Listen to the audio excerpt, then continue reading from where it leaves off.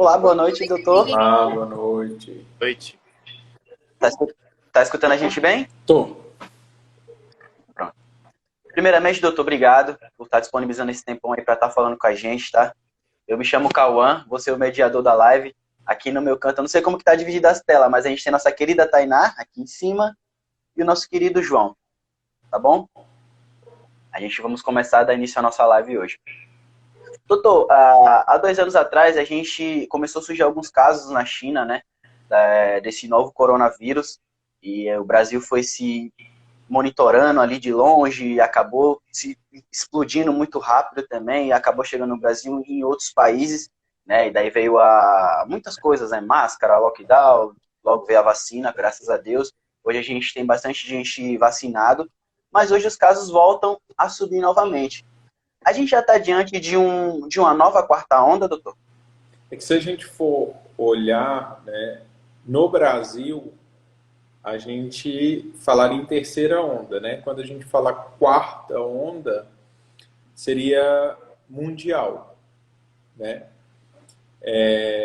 Mas a gente tem um apagão, né, de casos, a gente não consegue acompanhar desde que houve aquele ataque nos sistemas, então fica difícil, mas a gente já percebe um aumento da taxa de detecção, né, o número de pacientes que fazem swab, o swab vem positivo, o número de pacientes que procuram fazer o swab, que estão com sintomas, eles já têm aumentado. Então a gente está entrando numa nova onda. As ondas, se a gente acompanhar, e isso é fácil para qualquer leigo ver, é só jogar no Google assim, casos Covid Brasil gráfico. A gente consegue ver um aumento de casos, uma diminuição de casos, um aumento de casos, uma diminuição de casos. O Brasil, diferente do mundo, que se a gente pegar os gráficos de alguns países europeus, pegar o gráfico dos Estados Unidos, o ano passado eles tiveram duas ondas. Então, teve uma no começo do ano, diminuiu, e tiveram outra no meio, no final do ano.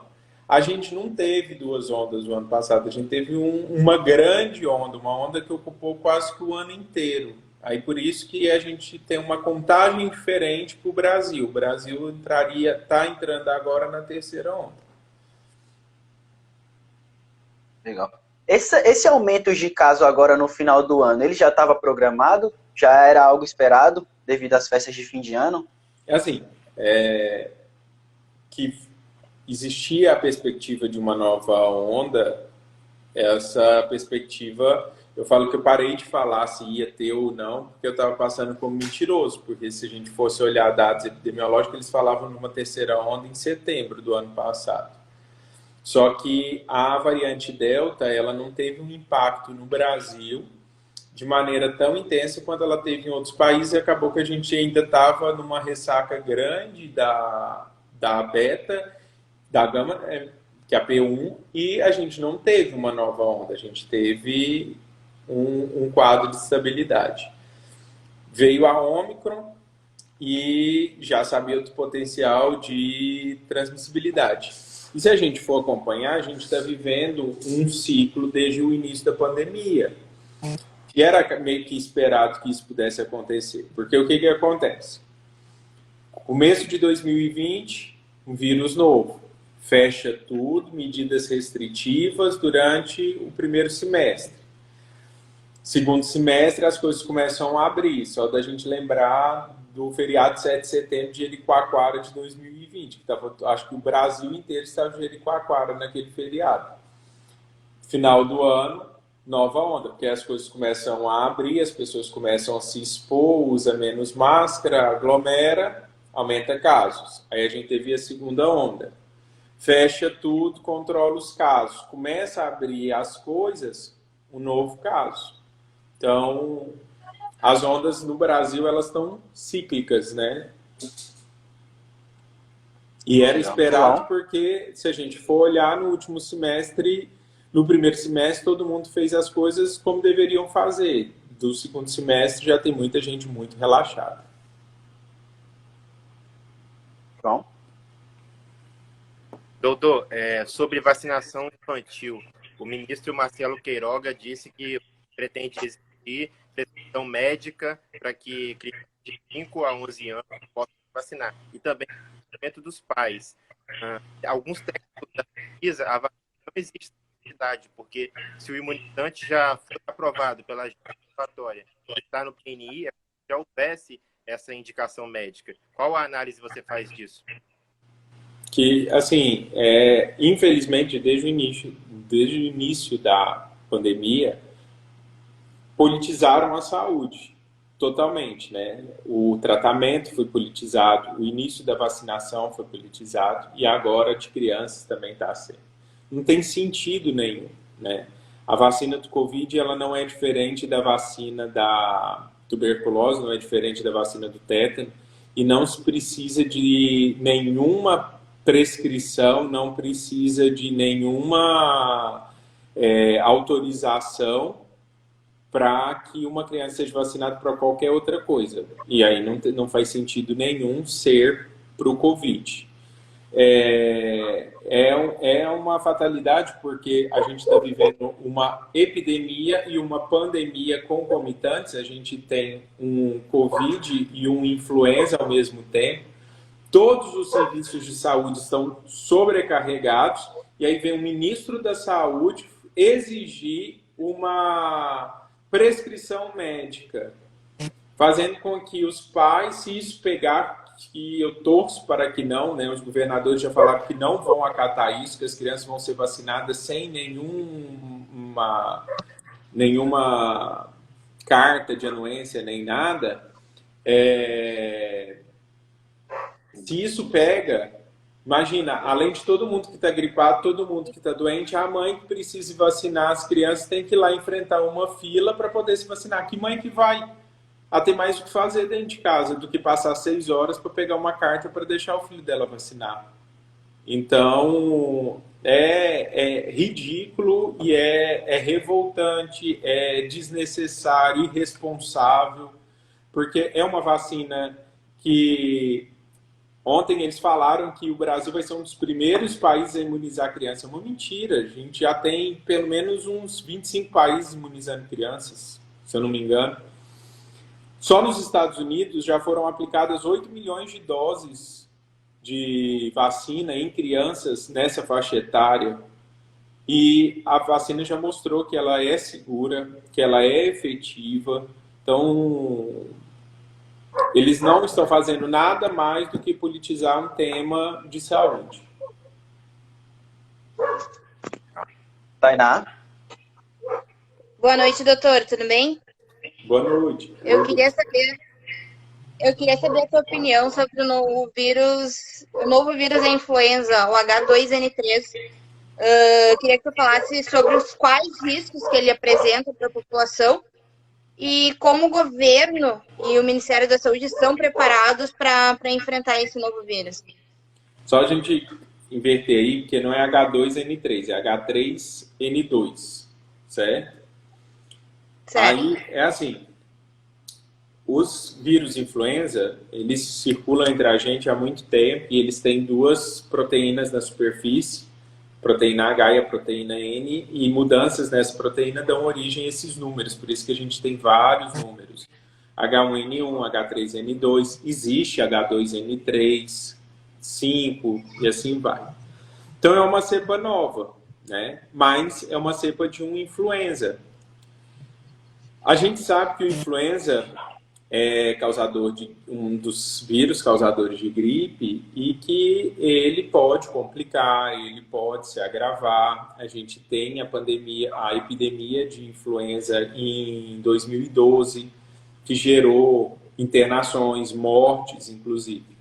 É muito menos letal que o Covid, né? A letalidade, né, do influenza é em torno de 100 vezes menor do que a do Covid, mas ela existe. Então, gripe não é resfriado, gripe é uma doença que exige cuidados, né? E não sei até que ponto o nosso governo está preparado para viver uma pandemia, uma epidemia, uma terceira onda vindo com uma onda de gripe junto. porque vai sobrecarregar muito o sistema de saúde, já está sobrecarregando muito o sistema de saúde. E se a gente for olhar, hoje, por exemplo, aqui na nossa região, dificilmente você vai conseguir fazer um swab para diagnóstico de influenza, porque acabou em todo lugar. Então, A vacina, é, pode concluir. a vacina em si não é um grande problema só nosso, né? O que acontece? Por que a gente vacina anualmente? Porque a gente precisa do reforço, a gente vai perdendo a efetividade dela ao longo dos meses. E segundo, porque são muitos os vírus influenza e cada vez circula um. Então, existem comitês que deliberam sobre quais cepas vão fazer parte da vacina daquele ano. E a OMS, ela recomendou a cepa Darwin H3N2 no final do 2021. Então, a próxima campanha de vacina vai vir com a cepa, com ação específica contra essa cepa. Por quê? Porque ela rodou antes lá no hemisfério norte, né? Ela foi a principal causa dos últimos casos do verão passado lá. Então, assim, em termos da vacina, a gente não tem uma vacina específica. Beleza, isso não ultrapassa, extrapola as medidas. Mas é porque eu acho que a gente não tem estrutura física, a gente não tem estrutura profissional, a gente não tem estrutura diagnóstica para o que está vindo, né? O que acontece? O primeiro ano aconteceu, tinha verba, tinha estrutura. O segundo ano, os repasses já foram menores, a falta já foi de insumos já foi maior. E agora a terceira, eu não sei como que vai ser, assim. Mas o cenário é bem ruim, porque financeiramente está muito difícil, né? Doutor, hoje a gente já tem alguns casos confirmados de pacientes com a Covid e contraindo a gripe também.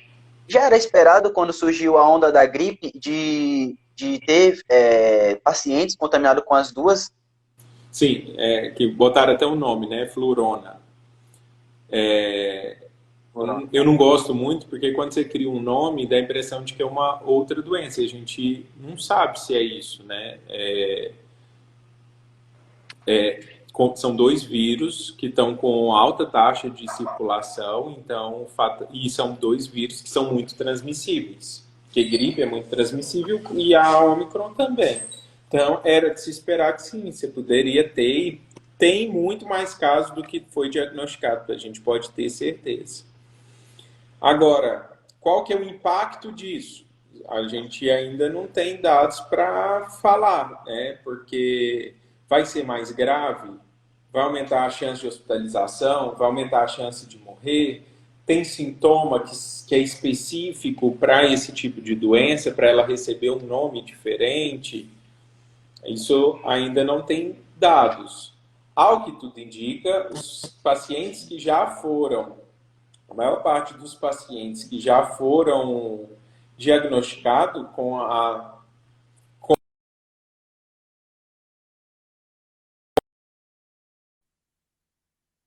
não apresentou um grau de gravidade maior do que o usual para as duas doenças. Então, era esperado,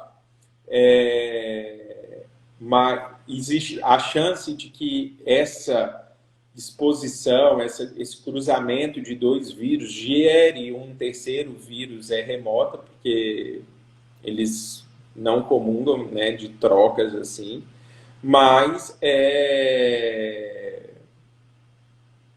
serem infectados pelos dois ao mesmo tempo, a gente ainda não tem muitos dados, né? A gente vai ter que aguardar aí um tempinho até conseguirem fazer um acompanhamento e ver o impacto disso. João? Doutor, já existem estudos científicos que mostram que a vacina Omicron é mais transmissível, mas não exatamente mais agressiva. E nós também já sabemos que 2 doses de AstraZeneca ou da Pfizer não são suficientes para barrar o avanço dessa variante. Eu queria que você falasse um pouco sobre a importância dessa dose de reforço e as diferenças da vacinação infantil, né, pediátrica, para a vacinação adulta, né? Pronto. O que acontece? O surgimento de uma nova variante e com capacidade de fuga imunológica e, consequentemente, diminuição da eficácia das vacinas é um prato cheio para quem nega a vacina, né? Só que a gente precisa entender é que quanto menos pessoas estão vacinadas, quanto mais esse vírus circula, maior a chance de surgirem novas variantes, porque as variantes elas surgem de mutações a partir do momento que esse vírus está circulando e ele fica se multiplicando. Se eu tenho um vírus que circula pouco, ele muta menos, né? Então a chance de surgirem novas variantes é menor. E a gente tem uma discrepância muito grande de vacinação no mundo. A variante nova, ela surgiu na África, onde a gente tem países com 3% da população vacinada só. Então, a gente ainda tem muita gente sem vacina no mundo. Enquanto tiver desse jeito, vai ter multiplicação de vírus, vai ter gente se infectando e vai ter a chance de surgirem novas variantes. Correndo o risco de, em algum momento, poder aparecer uma variante que simplesmente jogue tudo abaixo e a gente perca as vacinas. O que, felizmente, até agora não aconteceu.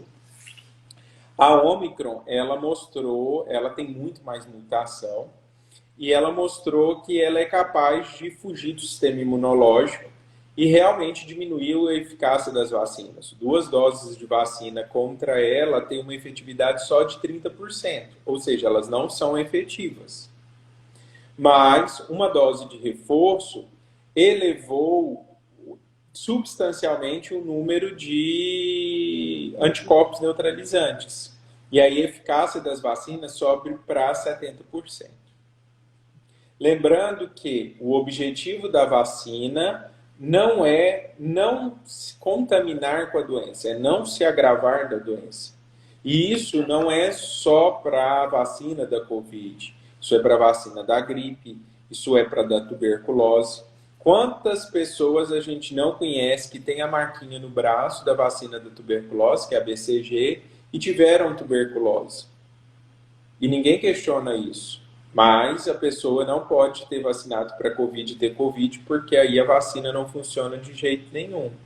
E a gente tem que entender a vacina como um goleiro de um time de futebol. Ela está ali para defender o gol. Se o adversário chuta 2 bolas ao longo de um jogo inteiro, a chance daquele goleiro levar um gol é deste tamanhozinho. Mas, se o adversário joga bola naquele gol o tempo inteiro, uma hora ou outra, o melhor que seja o goleiro, pode ser um Tafarel, pode ser qualquer grande goleiro, ele vai falhar e ele vai levar um gol. Então, que é o que está acontecendo. A gente tem um vírus circulando, temos pessoas sem vacina, temos uma variante nova que diminui a eficácia da vacina e a gente está expondo as pessoas vacinadas ao vírus o tempo inteiro. Uma hora ou outra vai pegar, né?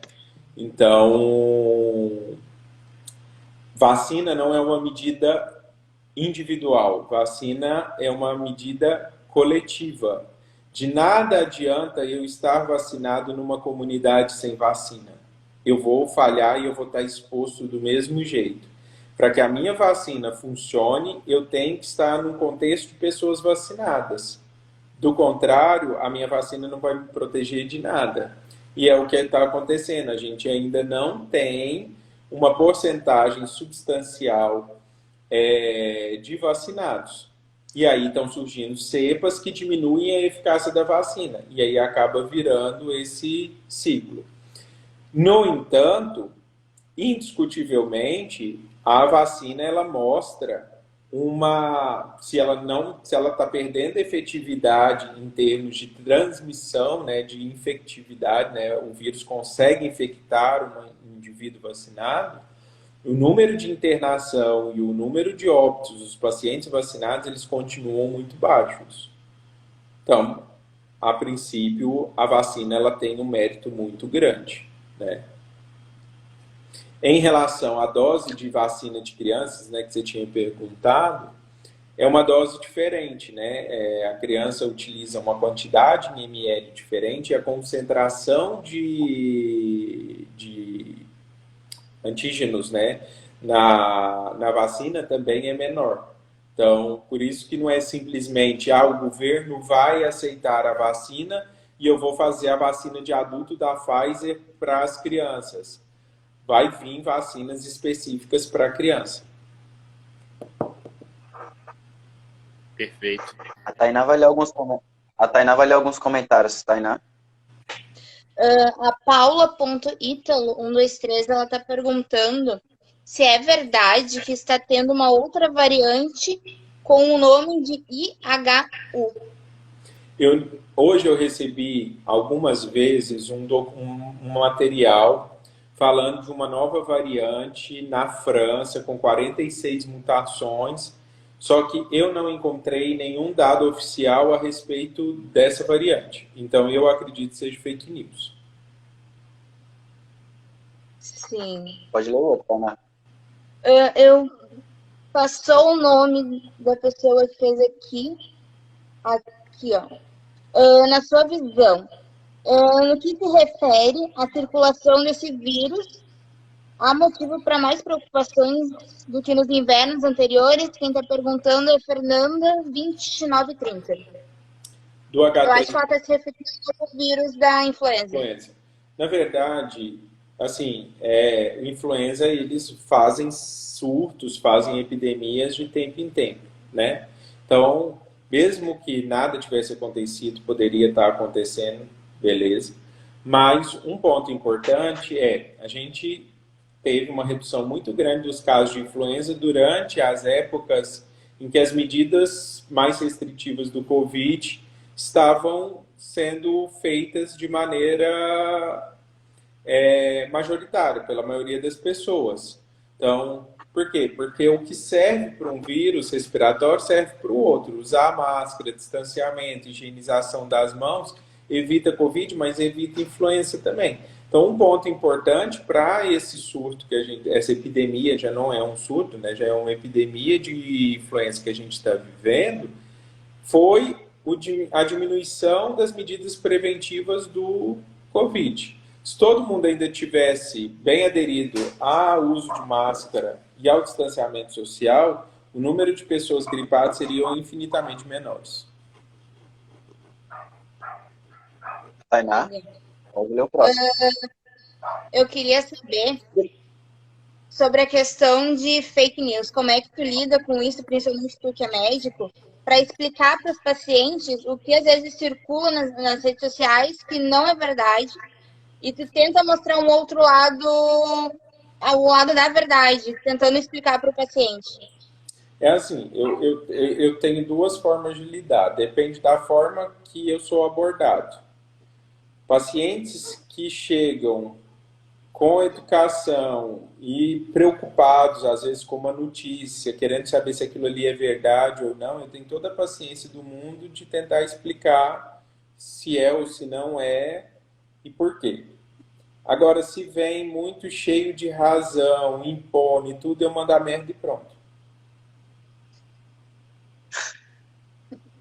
Doutor, hoje a gente tem alguns casos em navios, né, nos próprios cruzeiros. Eu acredito que para poder efetuar essa viagem, a gente tem que mostrar aquele passaporte da vacina, né? Na sua opinião, o que causou todos esses contágios? É porque, por exemplo, qual é a diferença de um cruzeiro para o Virajeri, o Réveillon de Jeri? É que as pessoas do Virajeri, elas iam lá na festa, e no dia seguinte cada um ia para o seu hotel. Se tinha um doente, ele ia para cá, o outro ia para lá, o outro para lá. Quando eu tenho um navio, eu tenho as pessoas dentro de um mesmo hotel, eu tenho as pessoas dentro da mesma festa, eu tenho as pessoas dentro de um mesmo lugar. E elas ficam ali circulando entre corredores, comunicando num espaço né, geográfico menor. E aí a chance de multiplicação é muito maior. Mas você não dá para, não acreditem assim que uma festa de Jeri ou a festa de Gostoso ou uma festa qualquer transmita menos do que o navio. O problema não é o navio. O que acontece é o navio ele restringe fisicamente as pessoas e ele coloca todo mundo no mesmo lugar. Então fica muito mais fácil da gente identificar casos. João? Doutor Michel, no início da pandemia, falava-se muito em Natal imunidade de rebanho. Alguns especialistas diziam que com 70% ou 80% da população totalmente imunizada, a gente conseguiria controlar o avanço do vírus. Hoje, diante dessas circunstâncias de novas cepas e tal, ainda é possível sonhar com essa imunidade de rebanho? Não, porque assim, vamos supor, se eu tenho agora uma cepa que foge do sistema imunológico, da imunidade que a primeira cepa causou, aquele paciente que fazia parte da porcentagem dos infectados, ele acaba deixando de sair, né? Então, a imunidade de rebanho, ela desconsidera, muitas vezes, as novas variantes e a perda e a fuga do sistema imunológico que essas variantes trazem. Tainá?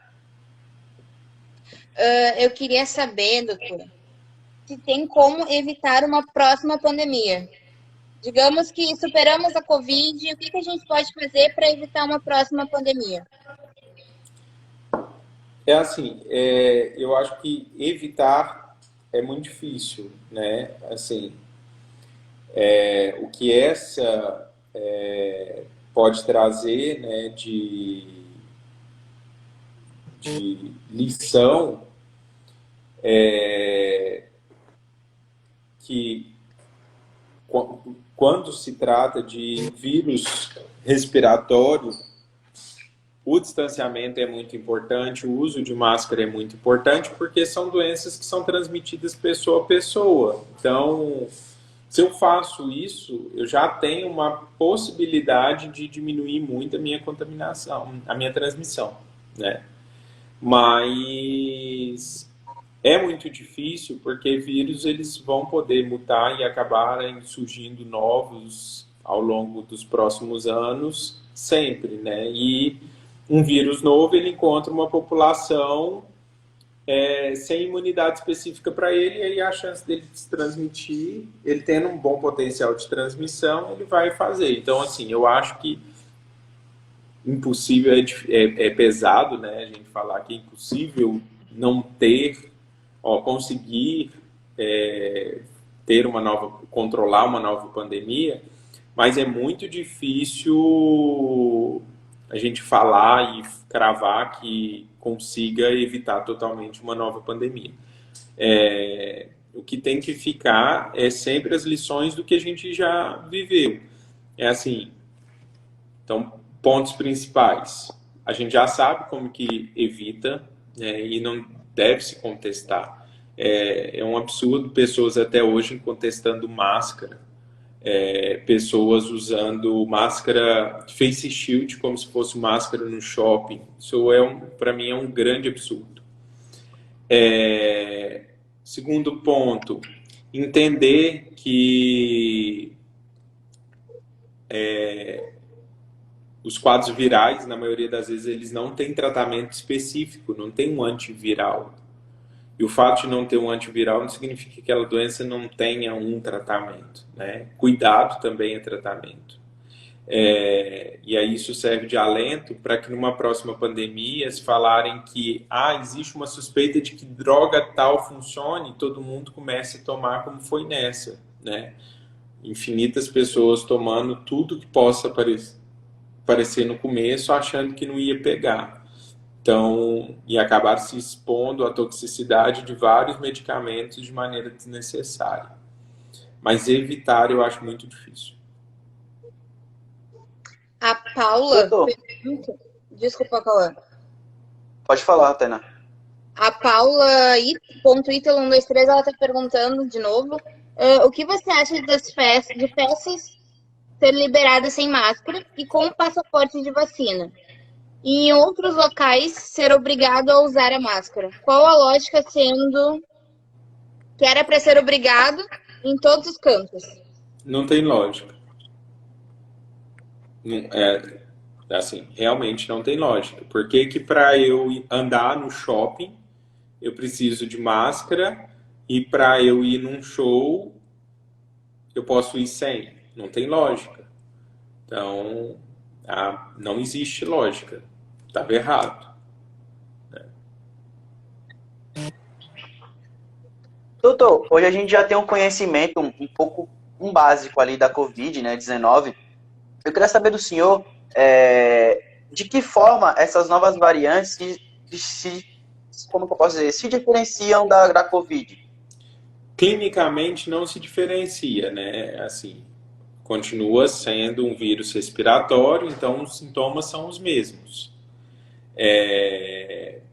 A diferença maior é realmente em taxa de transmissibilidade, em potencial de agravamento, em potencial de letalidade, mas em termos de quadro clínico é o mesmo, independente da cepa alfa, beta, gama, delta, ômicron, todas elas têm um quadro clínico que é muito sugestivo, que é muito inespecífico.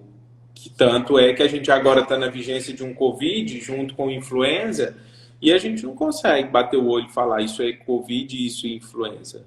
Porque os vírus trazem sintomas geralmente inespecíficos, né? Então, em termos de prática, de quadro clínico, não teve diferença nenhuma. A diferença maior é realmente no comportamento de transmissibilidade e agravamento e na resposta das vacinas. João?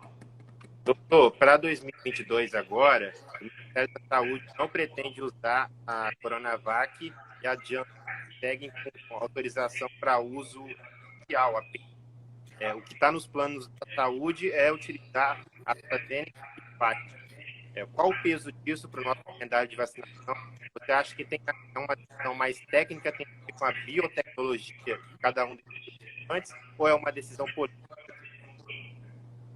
Então, assim, eu não vou te saber te falar se é uma decisão exclusivamente política, mas eu acho que, por exemplo, retirar a Coronavac do PIN foi meio que absurdo, né? Uma vez que a gente tem um Butantan, estava produzindo, a gente tem uma quantidade enorme de doses da vacina e não vai ser usada, né? Então, não vejo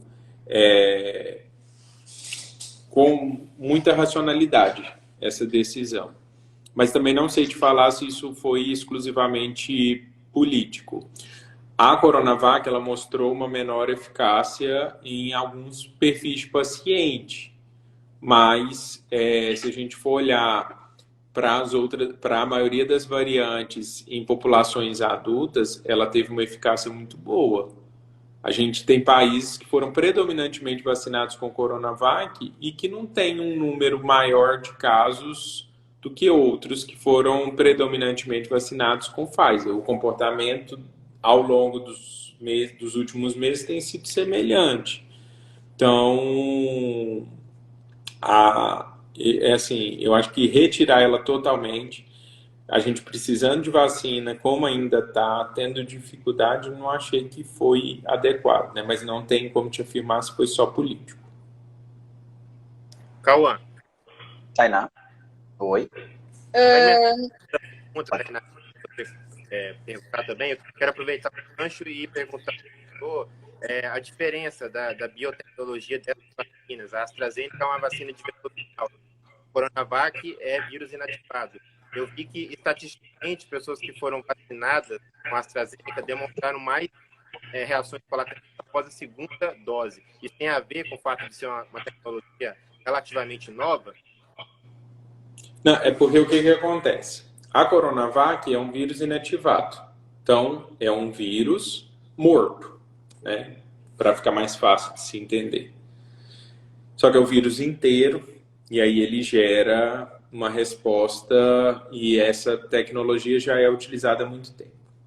Da AstraZeneca, como que ela é? Ela pega um adenovírus, que não é de humanos, que é um tipo de vírus, e ela utiliza só é como se a gente colocasse proteína S ali junto daquele adenovírus e levasse.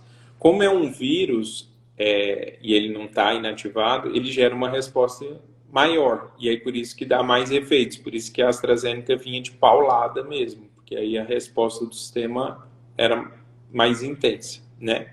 E a Pfizer e a Janssen, e a Pfizer e a Moderna, elas são de RNA, que é uma tecnologia nova também, que envolve a presença de um fragmento do RNA do vírus embebido num tecido lipoide, né? E aí ele é injetado, esse RNA vai usar a maquinaria de proteínas do organismo para produzir proteína spike e a gente gerar a resposta contra ela.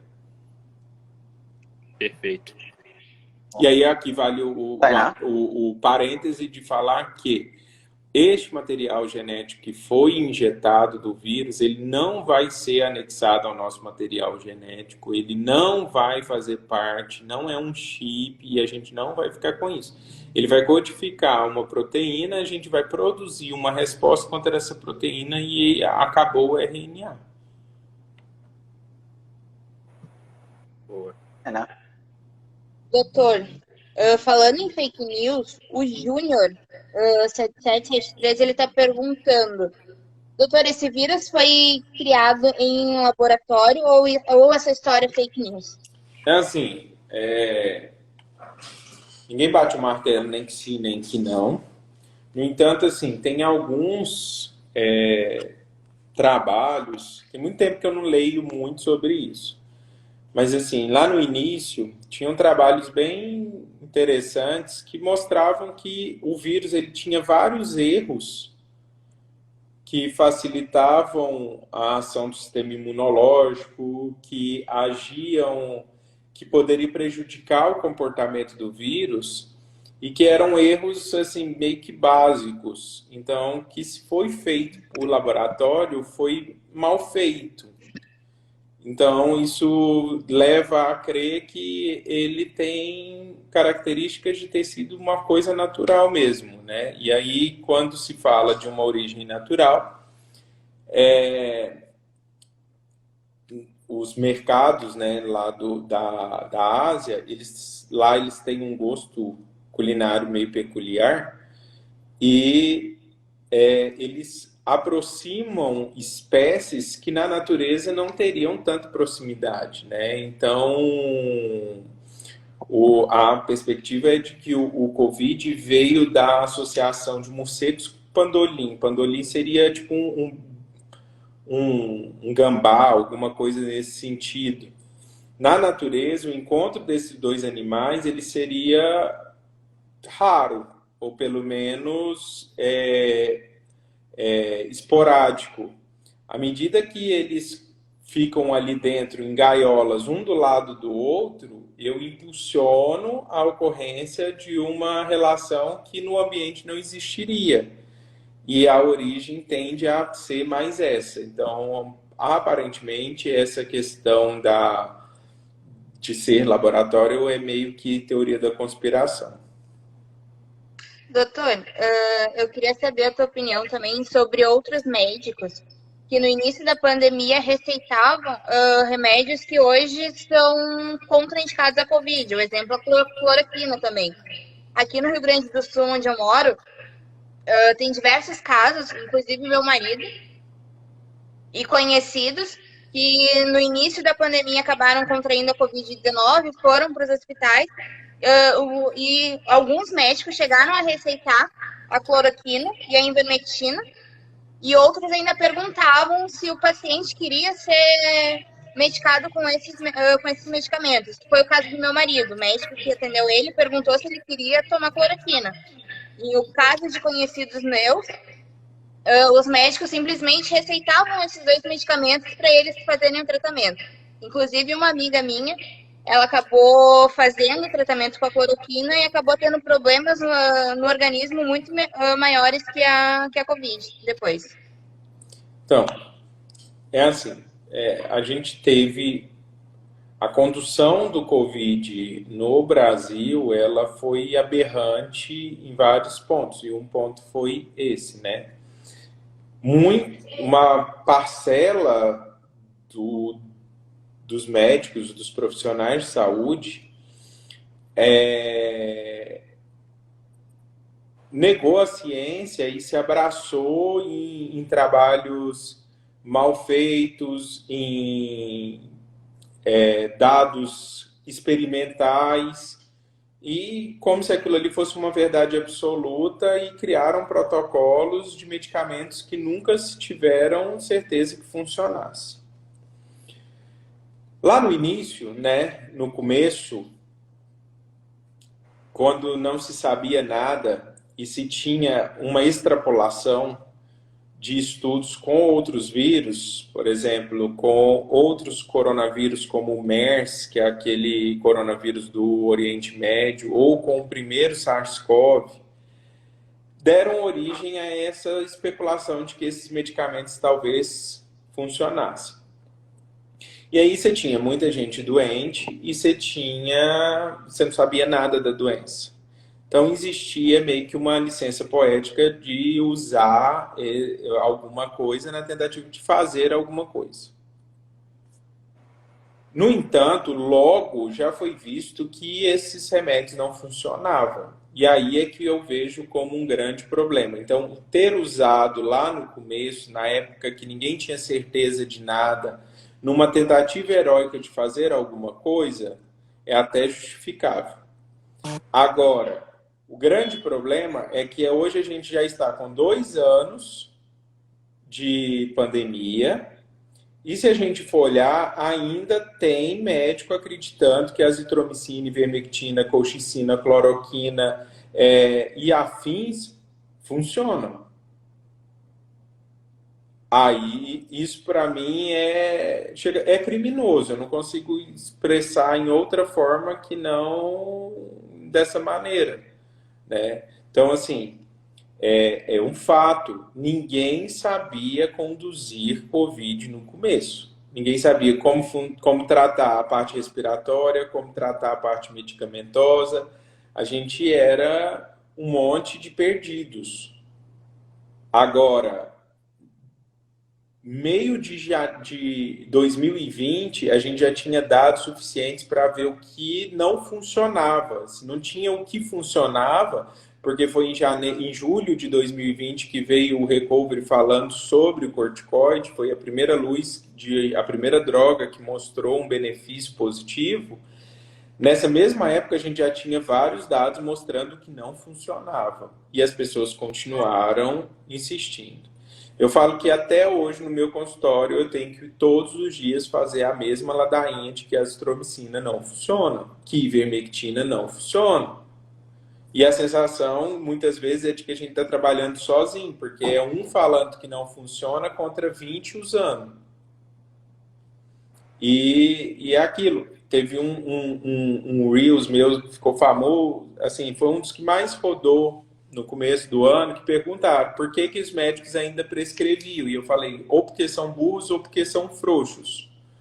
E eu reitero a minha afirmação, porque ou eles não estudaram, ou estudaram sobre uma literatura que não tem peso para prescrever, ou eles não têm a capacidade de virar para um doente e falar, olha, você está na fase inicial da doença, e nessa fase aqui no Brasil, porque nos Estados Unidos a gente já tem alguns antivirais disponíveis, tem anticorpos monoclonais disponíveis, mas não é a nossa realidade. Aqui no Brasil, nesse momento, não tem o que ser feito. O que a gente vai fazer é acompanhamento, é controle de sintomas e te acompanhar. Se tiver alguma piora, a gente intervém à medida que for necessário. Mas tem muitos colegas que não fazem. E aí, e isso não é do começo, só no começo não, isso acontece inclusive até agora. Doutor, no início a gente usou umas estratégias de onda vermelha, onda roxa, etc. Na opinião do senhor, elas deram certo? Então, eu não sei te falar muito bem sobre as ondas, porque aqui aonde eu tô, a gente não classificou dessa maneira. E aí eu estava, na época, muito dentro e eu não acompanhava, né? Eu não sei como que ficou isso. O fato é assim, que eu sei que as ondas vermelhas, roxas e afins eram estratégias de fechamento, né? De lockdown, né? De uma época alguns serviços abrem, outros fecham e tudo. Eu acho que, assim, em termos de controle de transmissão, é inegável que funcionou. Se a gente for ver como eu tinha dito lá no começo, a gente viveu um ciclo. Aumenta caso, fecha as coisas, os casos diminuem. Os casos diminuíram porque fechou as coisas. O grande ponto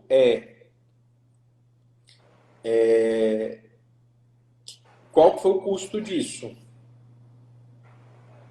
né?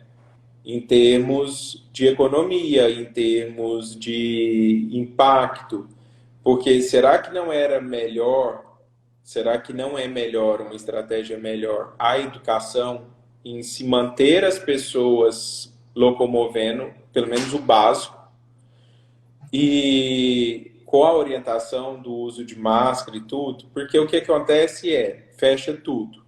Aí na hora que abre tudo de qualquer jeito, porque aí você anda no meio da rua, você vê o povo tudo sem máscara. Você vê as filas dos bancos, as agências bancárias todas lotadas. Então, eu acho que talvez se a gente tivesse utilizado uma estratégia nem de 8 nem de 80, poderia ter funcionado também e poderia ter tido um custo menor. Bom, Doutor, com o foco todo voltado para a pandemia de coronavírus, houve uma queda na cobertura vacinal de outras doenças infecciosas, como cachumba, rubéola, sarampo. Você acha que existe um risco real de novos surtos dessas doenças que já estavam controlados agora esse ano? Sim. Se eu tenho uma queda da imunização, eu tenho mais gente exposta. Uma vez que e outra, por exemplo, sarampo, vira e mexe, a gente tem visto surtos aí, né? Um aumento de caso em alguma região, em alguma coisa. Então, se eu tenho uma população não imune, existe sim a chance de reemergência desses vírus ou bactérias, né? Tainá. Doutor, eu queria saber qual a tua opinião sobre os erros do governo, o fato em direcionar a população de forma correta durante a pandemia, a questão de usar máscara, a questão do presidente falar que é só uma gripezinha. Queria saber a tua opinião sobre isso. Eu acho que, assim, foi um desgoverno, né? Assim, a postura do nosso governo foi e continua sendo, porque a gente hoje teve aí a audiência pública, que continua sendo atos de desgoverno, assim. Eles não só não ajudaram, como eles atrapalharam de maneira sistemática a condução da pandemia no Brasil.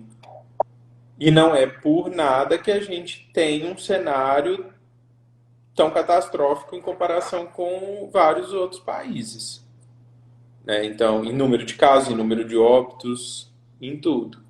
E há uma grande responsabilidade do governo, da figura do presidente, principalmente, né?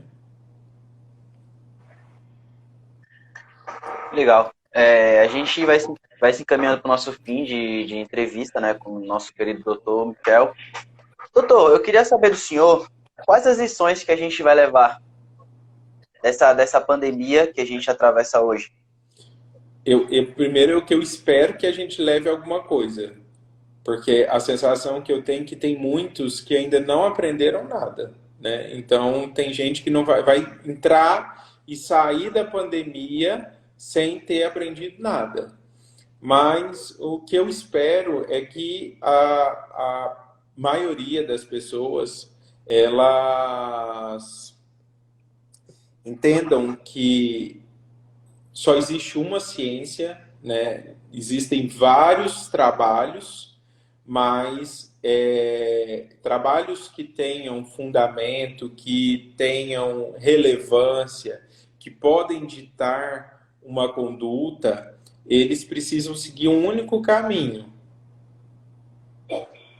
Mas para eu publicar, eu posso publicar qualquer coisa. E nem tudo que é publicado é uma ciência verdadeira, uma ciência bem feita e é uma ciência que deve ser valorizada. Então, a valorização de uma boa ciência.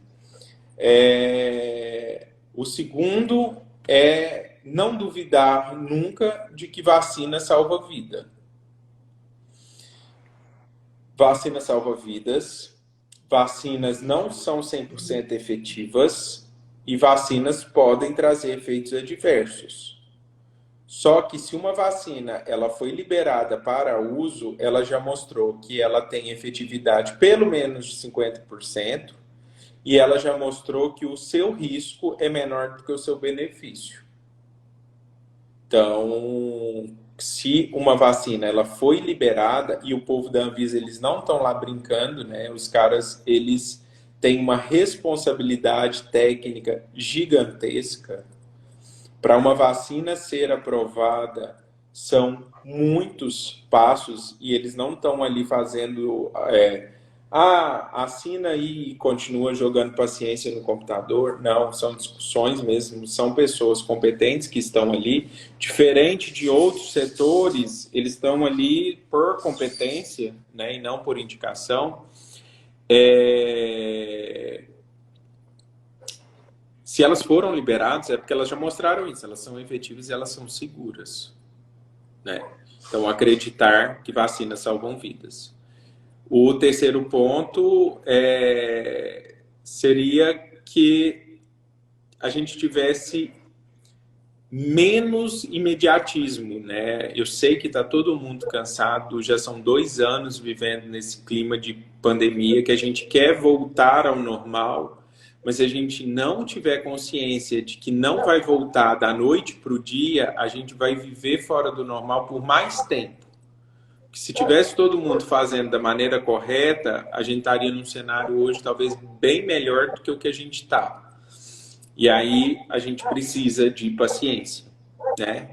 E o quarto ponto, eu acho que serve para o Covid e serve principalmente para a gripe, é entender que gripe se trata com bastante líquido, repouso e remédio para dor e febre. A mais que isso, nada funciona. Né? E as pessoas não conseguem entender. Só hoje eu recebi 2 relatos de uma colega médica e o outro de uma seguidora que é enfermeira, do tanto que elas têm sofrido pressão nas unidades de atendimento, porque a população não entende que eles não têm que tomar nada porque eles estão gripados, que é dipirona ou paracetamol para dor e para febre, bastante líquido, tempo e repouso. As pessoas elas querem tomar azitromicina e precisa ficar claro para as pessoas que a azitromicina não é remédio para dor, não é para dor de garganta. A azitromicina é para uma infecção bacteriana, é um antibiótico. Numa gripe não vai funcionar de nada. Complexos vitamínicos, reposição vitamínica feita da maneira que é feita, na maioria das vezes sem necessidade e sem benefício nenhum. As pessoas elas querem se entupir de remédio, na tentativa de achar que vão ficar melhores mais rápido, e não vão. Gripe são 7 dias, independente do que for feito, e quando eu não faço nada, eu evito os efeitos colaterais e os eventos adversos de um medicamento. Então, acho que guardar esses 4 pontos tão bons. João, quais são as suas considerações finais, doutor? Eu vou aproveitar, já agradecendo o Dr. Michel por ter nos atendido aqui.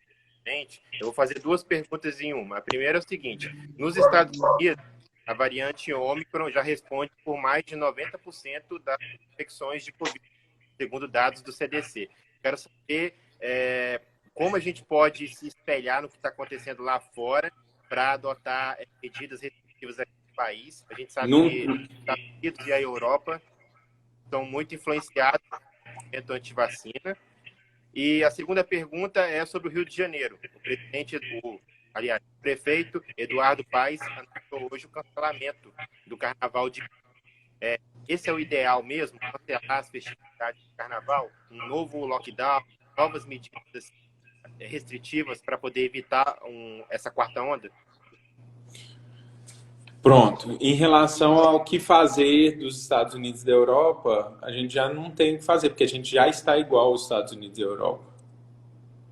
A Omicron já chegou, né? Ontem e hoje, sexta-feira, ontem e hoje, no meu consultório, eu atendi vários doentes já. Então, assim, não tem, assim...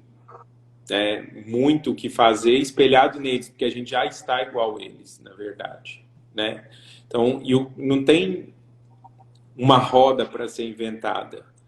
O que tem para ser feito é o que a gente fala desde o começo: usar máscara, evitar aglomerações, manter ambientes arejados e higienizar as mãos frequentemente. E em relação à decisão do prefeito do Rio de Janeiro de cancelar o carnaval, é a mais sensata possível. A gente está aumentando o número de casos, o Rio de Janeiro está no vucu-vucu do influenza, foi o primeiro, né, estado, o primeiro município com aumento de casos de gripe, e o carnaval está o quê? Há um mês. Então, não tem lógica a gente pensar em aglomerações do tamanho do Carnaval do Rio de Janeiro e em qualquer outro lugar do Brasil, com os casos aumentando na velocidade que estão aumentando nos últimos dias. Então, é mais do que sensato e correto da parte dele fazer esse cancelamento. É triste, mas é aquilo que eu falei. Se a gente não tiver paciência e não agir de maneira inteligente, a gente vai ficar sabotando Carnaval, São João, Réveillon, vários anos ainda. Então é melhor a gente fazer as coisas bem feitas do que fazer de qualquer jeito, porque a longo prazo só prejudica. Perfeito. Tainá? Tem um comentário da Sandra, _flor 0018. Ela diz: parabéns, doutor Michel, pela ela é disponibilidade. suspeita, ela é viesada, é minha chefe. Audiência qualificada, tá vendo? Ela diz em compartilhar o conhecimento, e sou satisfeita em ter você no corpo de colaboradores do CRIS. Aí, viu? É porque ela é a minha coordenadora no centro de referência, no SAI, né, de atendimento aos pacientes com eu queria infectológicos da cidade. Se tem alguma coisa que a mais do que a gente já faz, além do uso de máscara, distanciamento, álcool gel, para poder evitar novas variantes. Vacina, né? Procurar se vacinar. Quem não tomou a dose de reforço, tomar a dose de reforço. Quem tiver filhos adolescentes, levá-los para vacinar. Quando a vacina das crianças estiverem disponíveis, levem as crianças para vacinar. Porque uma fala que a gente escuta muito é: mas criança não complica. Criança complica. Pode não complicar na mesma intensidade que o adulto, mas complica.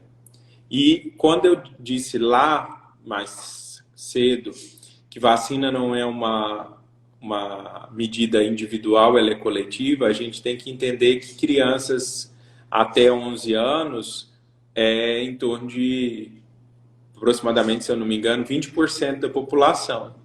20% da população é muita população. Então, se a criança não complica, mas ela transmite. Então, para fazer com que a gente tenha controle da cadeia transmissora e que a gente consiga controlar o vírus, é muito importante as crianças vacinarem. Certo? Ah, você vai vacinar seus filhos? Vou vacinar meus filhos. Assim que eu tiver condição, assim que estiver disponível para eles, se fosse necessário, eu faço live com os 3 tomando as injeções. Se for necessário para conscientizar. Verdade. Doutor, obrigado por ter disponibilizado novamente esse tempo para estar falando com a gente. Desejo sucesso maior ainda na sua carreira. E, cara, é isso. Como o senhor mesmo deixou bem claro, vacina salva, máscara, então é o que a gente pode estar fazendo de início para estar se cuidando. Tá? Agradeço ao senhor e até uma próxima. Valeu, gente. Obrigado pelo convite. Podendo fazer, participar, falar, difundir, estou sempre à disposição. Obrigado. Valeu. Gente, obrigado. Obrigado, João. Obrigado a Tainá. Boa noite a todos. Boa noite. Boa noite.